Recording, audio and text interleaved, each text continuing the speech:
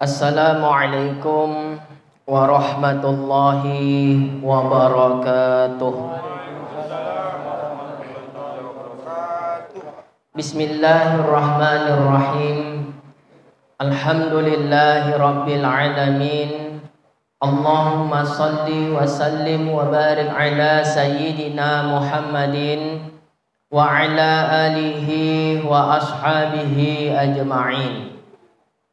Subhanaka la ilma lana illa ma 'allamtana innaka antal alimul hakim. Rabbi shrah li sadri wa yassir li amri wahlul 'uqdatam min lisani yafqahu qawli. Allahumma rzuqna fahman nabiyyin wa hifzul mursalin wa ilhamal malaikatil muqarrabin bi rahmatika ya arhamar rahimin. Wala haula wala quwwata illa billahil aliyil azim. Alhamdulillah, segala puji dan syukur kehadirat Allah Subhanahu wa taala yang telah memberikan nikmat kesehatan dan kesempatan kepada kita semua sehingga kita dapat berkumpul kembali di majelis ini untuk melanjutkan kajian kita sebagaimana biasa, membahas kajian tauhid dengan membaca kitab Aqidatun Najin. Salawat beserta salam tidak lupa pula kita hadiahkan kepada junjungan kita baginda Nabi Muhammad sallallahu alaihi wasallam. Allahumma salli wa sallim wa barik alaihi. Mudah-mudahan dengan banyaknya kita bersolawat kepada beliau, kita ini merupakan salah satu di antara umatnya yang mendapatkan syafaat di hari akhir kelak. Amin ya rabbal alamin. Yang saya muliakan dan saya hormati tuan-tuan guru, para ustadz, tokoh masyarakat, kemudian MPHU, Majelis Pecinta Habaib dan Ulama, kemudian Bapak Ibu hadirin wal hadirat rahimakumullah. Alhamdulillah, malam ini kita akan melanjutkan pembahasan kita. Kalau di kitab Arab Melayunya di halaman ke-13 baris ke-6 dari atas yang di dalam kurung, dan adapun orang yang bersifat, itu dia sekarang. Qalal muallif rahimahullah wa nafa'ana bihi wa bi'ulumihi fid daraini amin ya mujibas sailin. Kita baca dulu ibaratnya. Dan adapun, udah jumpa? Nah ya. Dan adapun orang yang bersifat dengan yang akhir itu, maksudnya taklid. Kemarin kan kita ada ngebahas atau membahas tentang tingkatan ilmu. Ada ma'rifah atau ilmu. Ya, kemudian ada zon, ada syak, ada waham, ya. Dan yang keempat adalah taklid, ya. Dan yang keempat itu, jadi yang keempat di situ maksudnya, dan dengan yang akhir itu maksudnya taklid. Dan yaitu taklid. Maka ikhtilaf ulama, berbeda pendapat ulama. Kata qil, menurut satu pendapat bahwasanya kafir mutlakon, yakni sama ada ia ahli bagi nazar atau tiada, yaitu qaul dhaif.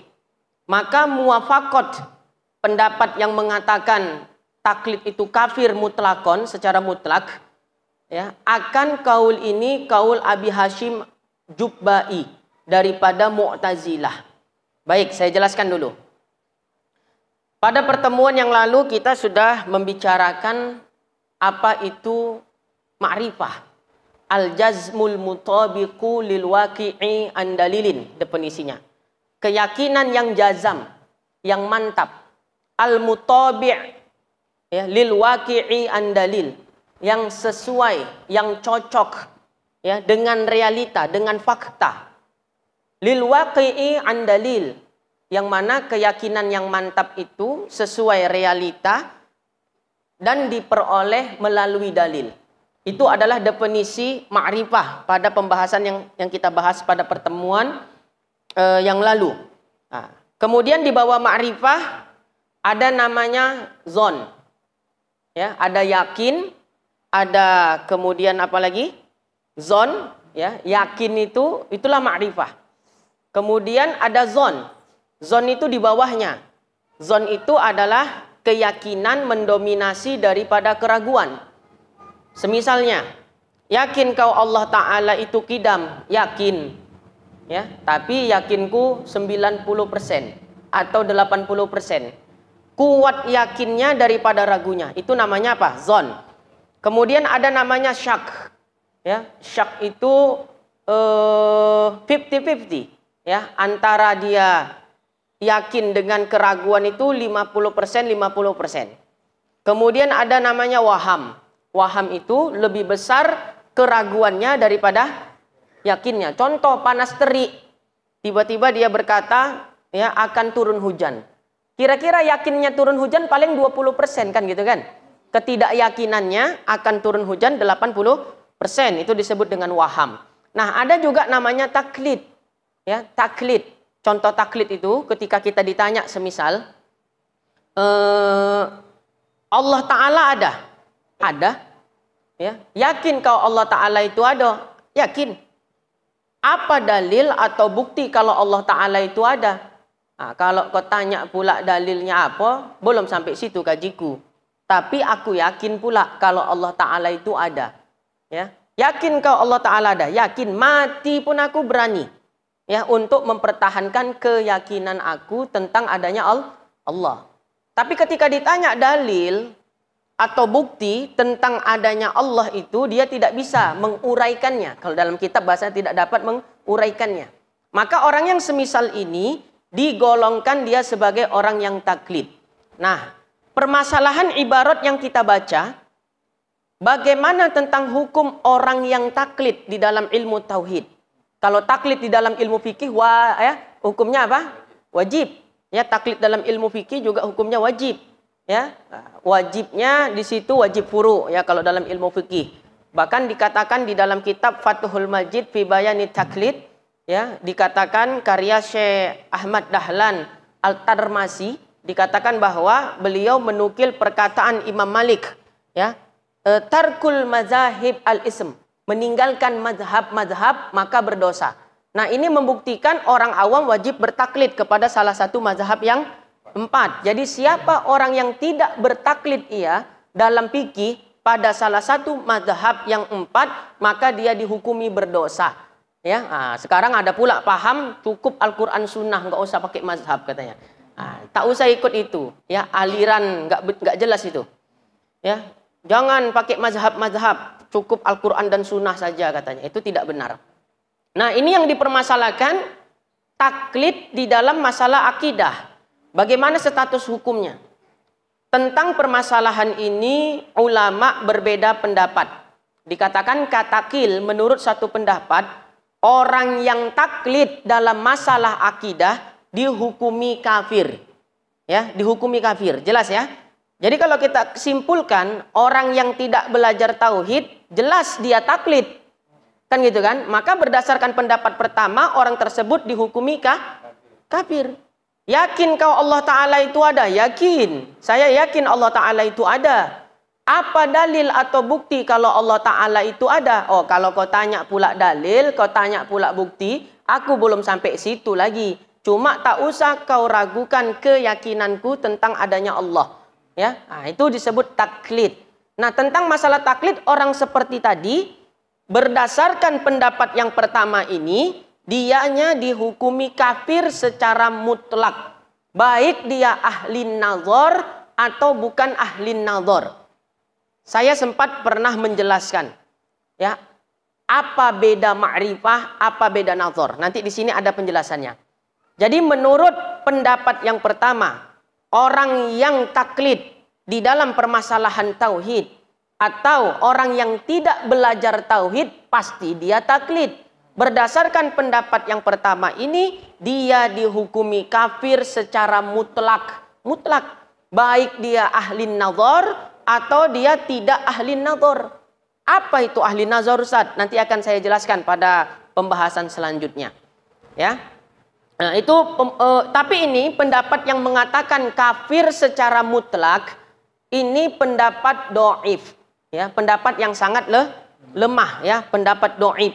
Bahkan ini berkesesuaian dengan pendapatnya daripada salah satu tokoh Mu'tazilah, yaitu Abi Hashim Al-Jubba'i, ya, salah satu pembesar dari kalangan Mu'tazilah. Jadi pendapat yang mengatakan orang yang taklid di dalam masalah akidah dihukumkan ia kafir secara mutlak, itu adalah pendapat Mu'tazilah. Ya, ini pendapat Mu'tazilah, kafir secara mutlak, doif pendapatnya. Nah, tentang taklid itu gini. Orang yang taklid itu keteguhannya diragukan, bukan imannya yang diragukan. Jangan salah persepsi. Ya, orang yang taklid yang diragukan itu apa? Keteguhannya, jazmunya kalau bahasa kitab. Bukan imannya. Ya, oh, imannya teguh, buktinya tadi, aku kalau mati pun aku siap, ya, mempertahankan keyakinanku bahwasanya Allah itu ada walau aku tak tahu dalilnya. Kan gitu kurang lebih orang awam kan. Nah, itu iman. Jadi orang yang taklid itu yang diragukan itu keteguhannya. Ya, bukan imannya yang diragukan, tapi keteguhannya. Kalau bahasa kitab jazmunya, ya. Nah, kan keyakinan yang mantap, keteguhannya. Jadi yang diragukan bukan imannya tapi adalah jazmunya. Oleh sebab itu, ya, ulama berbeda pendapat. Ada yang mengatakan orang yang taklid itu kafir, ada yang mengatakan orang yang taklid itu tidak kafir. Ya, mukmin, walau nanti mukmin asy akan ada penjelasannya.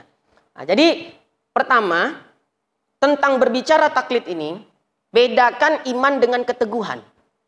Ya, orang yang taklid yang diragukan apanya tadi? Keteguhannya, bukan imannya. Keteguhannya. Dalam bahasa kitab jazmunya yang diragukan, bukan keimanannya. Maka semisalnya, ya, si Zaid berkata, orang yang mengiktikadkan, meyakini kandungan ucapan orang lain tanpa mengetahui dalilnya, itu yang disebut dengan taklid. Ya, orang yang mengiktikadkan, meyakini kandungan daripada ucapan orang lain tanpa mengetahui dalilnya, itu yang dikatakan taklid. Misal, ya, si Zaid berkata, Allah bersifat kudrah. Ini contoh, ya, Allah bersifat kudrah. Kita meyakini ucapan si Zaid bahwa Allah itu bersifat kudrah, tapi kita tak tahu dalilnya dari mana. Ini yang dikatakan taklid. Ya, saya lah nih bercakap nih, ya, tentang misalnya wajib Allah itu bersifat kidam. Ya. Nah, para jamaah meyakini akan yang saya ucapkan bahwasanya Allah itu bersifat kidam. Tapi dalilnya tak tahu kita. Itu yang disebut dengan taklid. Ya. Tapi berbeda taklid dengan diberi petunjuk. Contohnya gini, ada seorang ustadz mengatakan Allah itu bersifat kudrah. Ya, kemudian ada jamaah namanya Ihsan misalnya. Apa kata si Ihsan? Wah, aku percaya aja apa kata ustadz itu, guru besar tuh kan gitu kan? Ulama tuh, ahli tauhid itu. Apa yang dicakapkan dia tentang Allah, aku percaya. Nah, ini belum ada bukti lagi, belum ada dalil. Berarti si Ihsan ini taklid tidak?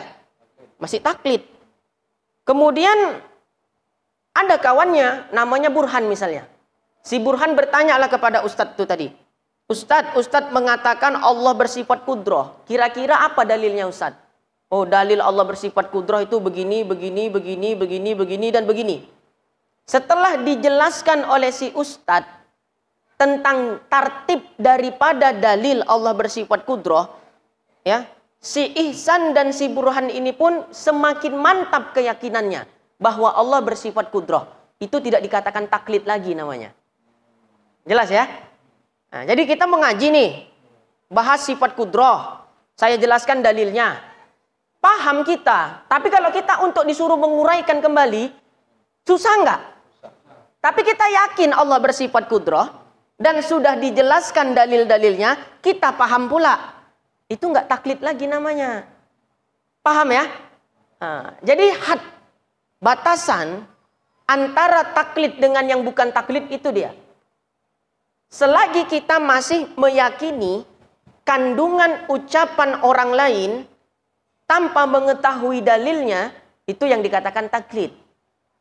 Ya, tapi ketika kita meyakini kandungan ucapan orang lain dan orang itu pun menjelaskan dalilnya, ya, nah, maka kita yakini ucapan orang tersebut beserta dengan dalilnya itu tidak dikatakan taklid lagi.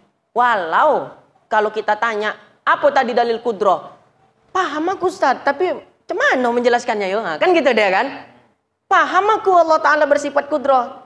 Dalilnya tahu? Ya tahu. Cuma untuk menguraikannya cuman Ustaz, payah betul menyusunkan kata-kata itu.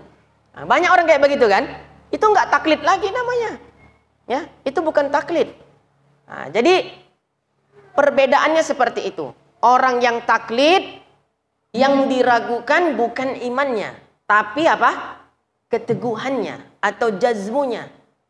Dan ketika kita meyakini isi kandungan ucapan seseorang tanpa dalil, maka itu yang dikatakan taklid. Nah, jadi saya jelaskan, Allah bersifat kidam. Percaya jamaah kira-kira? Percaya. Tapi saya tak jelaskan pula apa dalilnya. Pokoknya apa kata Ustadz itu Allah bersifat kidam, kidamlah dia. Ya. Apa dalilnya? Iya, belum dijelaskan Ustadz itu. Nah, itu masih taklid namanya. Tapi ketika saya jelaskan Allah bersifat kidam, dalilnya begini, begini, begini, begini, begini. Ah, kau dengar tuh, itulah dalilnya. Paham kau yang dijelaskan Ustadz tuh tentang dalil Allah bersifat kidam? Pahamlah. Cobalah kau uraikan kembali. Ah, inilah masalahnya. Menyusun kata ni odan tak pandai. Cuma odan paham apa kata Ustadz tuh. Ah, itu tidak taklid lagi. Ya kalau pandailah kita semua menguraikan dalil, udah jadi Ustadz kita semua. Iya kan gitu kan? Nah, kalau pandai kita menguraikan dalil, udah jadi ustadz, udah jadi tuan guru semua kita nih. Ya, nah, jadi ada yang bisa menguraikan kembali, menjelaskan kembali. Ada yang sebatas paham, tapi ketika diminta untuk daripada menguraikan kembali dalil tersebut, dia kesusahan untuk membahasakannya dengan lisan. Paham ya maksudnya ya? Menyusun kata itu dia susah. Nah, ini yang disebut dengan ya orang yang seperti itu nggak masuk taklid lagi dia. Baik Bapak Ibu hadirin wal hadirat rahimakumullah. Jadi tentang orang yang taklid. Jadi paham ya taklid itu apa ya? Orang yang meyakini Allah itu bersifat dengan sifat-sifat wajib, tapi dia tidak bisa menghuraikan daripada dalilnya. Ya, dia tak tahu dalil, bukan tidak bisa menghuraikan, maaf ya. Dia tak tahu dalilnya sama sekali. Yakin kau Allah bersifat wujud? Yakin. Yakin kau Allah itu kidam? Yakin. Yakin kau Allah itu baqo? Yakin. Dan seterusnya. Apalah dalilnya Allah bersifat dengan sifat-sifat wajib tersebut? Antalah. Gitu ya. Belum lagi odan sampai mengkaji secara dalil. Cuma odan yakin ini semuanya itu daripada sifat-sifat wajib. Nah, ini yang dikatakan taklid. Ya, nah, jadi jangan sembarangan memponis-ponis orang kafir. Kau nggak belajar tauhid kok kafir. Ya, kau ngaji tauhid ngaji. Ya, cobalah kau uraikan dalil sifat kidam. Tak pandai, oh kafir kau, nggak gitu. Ya, dia paham, cuma menghuraikan kembali dengan kata-kata mungkin sulit menyusun kata itu. Tauhid ini kan payah ini kan. Ya, menjelaskan dengan bahasa yang mudah itu payah. Ya, nah, jadi itu tidak taklid. Asal dia paham dalilnya. Walau dia tak dapat menghuraikan kembali dengan kata-kata, maka dia tidak termasuk orang yang taklid kembali. Jadi tentang orang yang taklid, pendapat yang pertama, dia kafir secara mutlak. Baik dia ahlun nazar atau ghairu ahlin nazar. Baik dia ahlin nazar, nazar itu gini. Kita kalau ditanya, kewajiban sebagai seorang mukallaf yang pertama sekali apa? Ma'rifah atau nadhar? Maka jawabannya, kewajiban yang pertama sekali bagi seorang mukallaf adalah ma'rifatullah. Awwaluddin ma'rifatullah. Nah, Ma'rifah itu apa? Ma'rifah itu menurut Al-Imam Al-Haramain, Al-Imam Al-Juwaini, guru daripada Al-Imam Al-Ghazali, beliau terkenal seorang ulama, ya, pembesar-pembesar ulama tauhid di kalangan madhab Syafi'i. Beliau berkata, siapa yang tak bisa membedakan mana wajib, mustahil, jaiz bagi Allah, maka dia tidaklah orang berakal. Artinya apa? Syarat untuk masuk kepada ma'rifah, dia harus bisa membedakan mana-mana yang wajib bagi Allah, mana-mana mustahil bagi Allah, mana-mana yang jaiz bagi Allah, beserta dengan dalil-dalilnya. Maka dikatakanlah dia ma'rifah.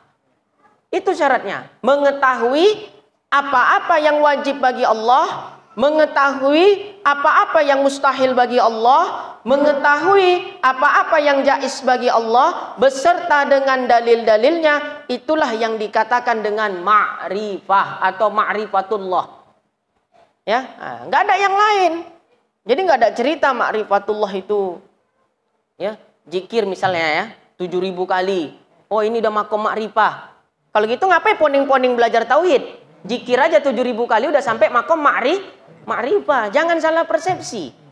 Ya, ini ulama yang mengatakan ma'rifah itu mengetahui mana wajib, mustahil, jaiz bagi Allah Ta'ala, beserta dengan dalil. Barulah dia dikatakan ma'rifah. Kalau dia tahu wajib, mustahil, jaiz bagi Allah tapi tak tahu dalilnya, belum lagi makom ma'rifah tapi taklid. Ya. Maka nggak ada jalan lain, tidak ada cara lain untuk mengetahui, ya, seseorang telah sampai kepada hakikat ma'rifah atau tidak. Maka kuncinya itu aja. Paham nggak dia Aqaidul Iman 50 beserta dengan dalil. Kalau dia paham, dia kuasai, maka termasuklah dia daripada orang yang ma'rifah. Maka mana yang lebih pertama bagi orang yang sudah mukallaf? Ma'rifah atau nadhar? Yang awal-awal mula daripada kewajiban setiap mukallaf adalah ma'rifah. Tapi kalau ditanya wasilah untuk mendapatkan ma'rifah itu adalah nadhar. Nadhar itu apa? Menggunakan otak, menggunakan pikiran. Untuk apa? Untuk mencari dalil-dalil, ya, tentang Allah Subhanahu wa taala. Contoh gini. Allah ada. Yakin kau Allah itu ada? Yakin. Berarti udah jazmunya udah mantep itu. Ya, betul kau yakin Allah ada? Yakin. Mati pun aku siap. Ya, untuk mempertahankan keyakinan tentang Allah Ta'ala itu ada. Kalau begitu, kau yakin Allah itu ada, apa pula dalilnya? Dalil akan adanya Allah, adanya alam ini. Kan gitu. Adanya alam menjadi dalil akan adanya Allah. Bagaimana bisa kau menjadikan alam ini sebagai dalil akan adanya Allah? Kau mau jawaban dari mana? Dari sisi baharunya atau dari sisi mungkinnya? Ada dua jalur itu. Nantang pula yang ditanya. Ya, akhirnya dijelaskanlah dari sisi baharunya. Alam ini baharu. Baharu itu apa? Sesuatu yang ada didahului oleh tiada. Dulu alam ini tidak ada. Kemudian dia sekarang ada. Berarti adanya dia didahului oleh tiada. Segala sesuatu yang ada didahului tiada, disebutlah dia dengan baharu. Tiap-tiap baharu pasti ada yang menciptakan. Mustahil ada dia dengan sendirinya. Siapa yang menciptakan itu? Allah. Itu kan proses berpikir semisal itu yang disebut dengan nadhar. Setelah kita mendapatkan nazar, melalui proses nazar, semakin mantap enggak keyakinan kita tentang adanya Allah tadi? Semakin mantap. Hasilnya itulah disebut ma'rifah. Ya. Nah, jadi seseorang tidak akan bisa mencapai makom ma'rifah dalam tauhid kecuali melalui proses nazar. Ngaji tauhid enggak mau, ya tiba-tiba aku ini udah makom ma'rifah nih, kita beda makom katanya. Makom apa? Makom kuburan lah. Ya, ini banyak nih, betul enggak? Ngaji tauhid nggak mau. Oh, dihina-hina pula orang yang ngaji tauhid. Kalian ngaji tauhid pakai kitab, masih ilmu kulitnya itu katanya. Ya, masih ilmu kulit. Ya, dihina-hina kita yang mengaji tauhid ini. Masya Allah pakai kitab. Jadi nggak usah banyak cerita. kalau kita lihat tartibnya, ma'rifah itu bisa diperoleh dengan wasilah nazar. Nazar itu kan proses berpikir, menjadikan alam ini untuk menjadikan dalil akan adanya Allah. Ya, proses berpikir, sifat kudrah, ya, kudrah Allah itu ta'aluknya dua, tanjizi qadim dan tanjizi hadis. Itu kan memahamkan itu proses berpikir keras enggak tuh? Ya, itu yang dikatakan nazar. Jadi cemana kita mau sampai makom nazar, ngaji tauhid aja tak mau, ngaji tauhid aja malas. Apa yang didapat? Ya makom ma'rifah. Ya makom ma'rifah apa? Makom kuburan saya katakan. Ya bukan makom ma'rifah yang di dalam tauhid ini. Jadi jangan memain-mainkan cerita, nggak usah cerita-cerita makom lah sama orang yang ngaji tauhid. Malu awak nanti. Ya. Oh, sampai saya ceritakan ada thariqat di Marelan itu, sholat nggak wajib. Ya, saya tanya, kenapa sholat nggak wajib? Makom kita udah beda katanya. Berarti dia merasa makomnya lebih tinggi dari makom Nabi Muhammad Sallallahu Alaihi Wasallam. Nabi Muhammad aja sholat, ya. Semakin lama semakin banyak orang gila. Iya betul. Kalau mau nanti ke Medan biar saya hantar ke Marelan Pasar 2 tuh. Nah, mengaji ke sana. Tapi habis itu jangan ngaji di sini lagi. Ya, udah beda paham kita. Sholat tak wajib. Wah, masya Allah. Itu nyata. Jadi nggak usah cerita-cerita makom. Ya, apalagi cerita ma'rifah tapi nggak mau ngaji tauhid. Ya, ilmu kulit belajar pakai kitab. Jujur aja. Ya, maunya jujur aja depan muridnya. Aku tak pandai baca kitab. Udah selesai. Jangan orang ngaji kitab disalah-salahin. Wah, kita nggak usah perlu pakai kitab-kitab ilmu kulit katanya. Padahal dia yang tak pandai baca kitab. Ya, walaupun kitab Arab Melayu. Nah, ujung-ujungnya pahamnya entah gimana-mana. Ada pula Tuhan Maha Jahat. Iya betul ini, Ustadz Isa. Dekat Amplas sana, ya di daerah Patumbak sana. Ada guru thariqat situ mursyid. Ya, Allah punya sifat namanya Maha Jahat. Kenapa Maha Jahat? Kalau Allah memang baik. Ya maaf ya, ada perempuan semisalnya mau di rudang paksa ya bahasa lembutnya kan gitu kan. Nah, maka harusnya ditolong Allah Ta'ala katanya. Kan macam Mu'tazilah ini kan. Allah wajib berbuat sholat dan aslah. Nah itu kan paham Mu'tazilah.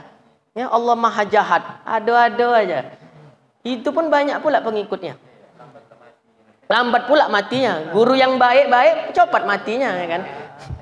Masya Allah tabarakallah. Hebatnya lagi mau hari raya, 3 hari dia udah hari raya dulu.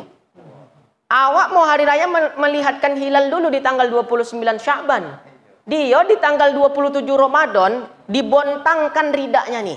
Tuap. Ya, ditengok-tengoknya gini. Wah, hilal udah nampak katanya. Hari raya esoknya orang itu 3 hari sebelum Idul Fitri. Waduh, la ilaha illallah.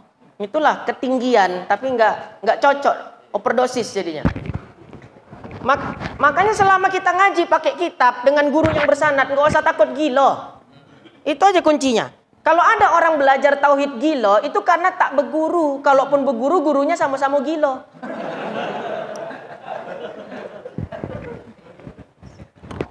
Iya. Nggak pernah saya dengar ada murid Ustadz Hafiz Yazid belajar tauhid sampai dalam-dalam jadi gila, jadi orang alim ya. Ya. Oh dia mengaji juga tauhid Ustadz, tapi gila. Orang gurunya sama-sama gila. Gurunya tidak belajar kepada guru yang bersanad. Kan ada pembahasan kita yang lalu. Orang yang mengajarkan i'tiqad yang seperti itu lebih jelek daripada Dajjal. Di kitab ini juga kan? Aqidatun Najin. Ah itu dia, hati-hati berguru nih. Apalagi permasalahan tauhid. Ya, kalau samar-samar jangan menerka-nerka. Agaknya gitu kan. Tanyakan langsung, kita punya guru. Ini masalah tauhid. Tersilap sedikit aja. Ya, dampak yang kita dapat itu fatal, bisa rusak iman. Ada guru kita tanya, jangan menerka-nerka. Agaknya katanya. Agaknya gila. Dah khalas. Jadi pendapat yang mengatakan orang yang taklid kafir secara mutlak, baik dia ahli nazar atau ghairu ahli nazar, itu adalah pendapat Mu'tazilah dan ini adalah qaul dhaif. Jadi ma'rifah dengan nazar udah bisa bedakannya ya. Nah, jadi nazar itu proses berpikir. Nah, hadirnya kita kemari itu nazar kan? Ya, untuk mencari nazar supaya dapat apa? dapat makrifah. Nah, makanya kalau mau cerita makom makrifah, duduk mengaji dengan guru. Ya, nggak usah mengayak combo yang tak jelas.